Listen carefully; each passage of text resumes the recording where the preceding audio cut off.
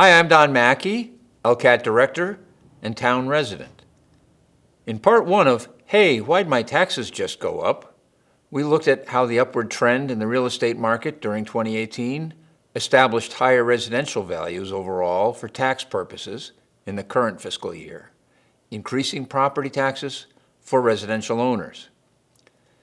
In addition to values going up, we noted that the tax rate also went up for the current fiscal year from $20.55 to $20.84. What determines the tax rate? Two factors: the total certified valuation of all taxable property in town as of January 1st, 2019, meaning it's based on sales during 2018, and the amount of revenue from taxation necessary to fund the annual budget.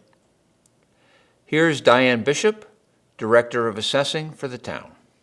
Hello, I'm Diane Bishop, the Director of Assessing for the Town of East Longmeadow. There are many components that must happen prior to determining the amount of tax each property owner pays to support town services. First, the Board of Assessors is responsible in establishing values for all real and personal property accounts within the town. The Town Council must review and vote the amount of money needed to run the town. Once the values are established and the town budget has been voted, the finance team and the Board of Assessors must compile and submit a document called a tax recapitulation, also known as the tax recap. This is submitted to the Department of Revenue, Bureau of Local Accounts, for tax rate approval. The tax rate is determined by taking the total dollars needed to operate the town and divided by the total taxable valuation of the town. This will give you the tax factor.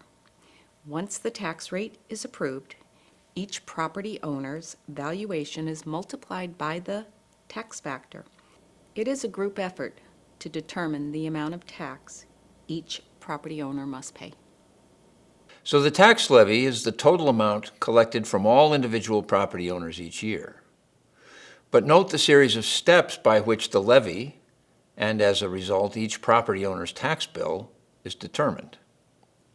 Once the budget is voted and the fiscal year starts on July 1st, other sources of revenue used to fund the budget are credited toward the total, which is called raise and appropriate. State aid accounts for about 20%. Local receipts, such as automobile excise, permits, and fees, are another 15%. Transfers from free cash and other available funds, about 5%.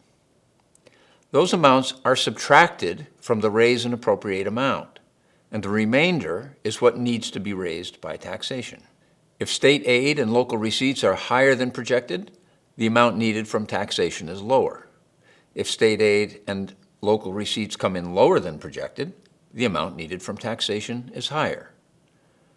The levy is limited by state law to be no higher than 2.5% over the prior year's levy.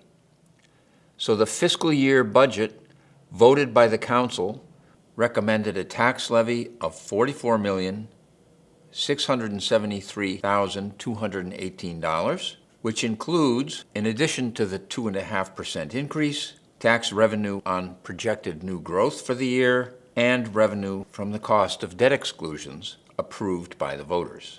After subtracting the other sources of revenue credited toward the budget, the actual levy for FY20 is in fact lower, $42,832,762.52.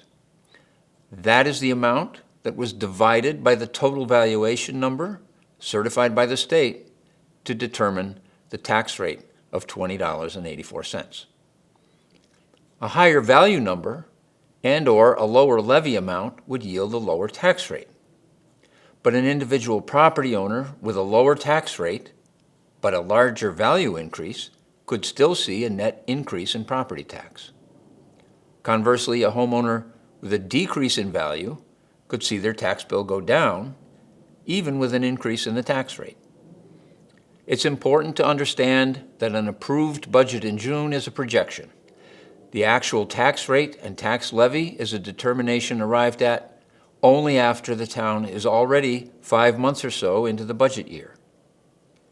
If you watched Part 1, you understand this is why actual tax bills reflecting increases aren't issued until the third quarter. So, why did the tax rate go up?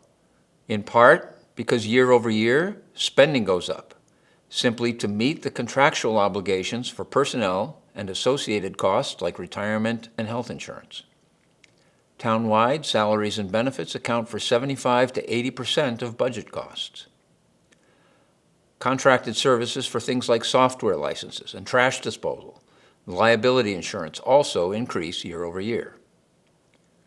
The tax rate ultimately reflects the balance between the desire for services that maintain property values and quality of life and the cost taxpayers are willing to accept in order to sustain them into the future. But the tax rate is only one factor among several in how that balance is ultimately achieved. The better taxpayers understand the factors that impact each of those things, the better the chances that public decision-making in fact serves the long-term interests of the community. I'm Don Mackey. Thanks for watching. See you in the next video.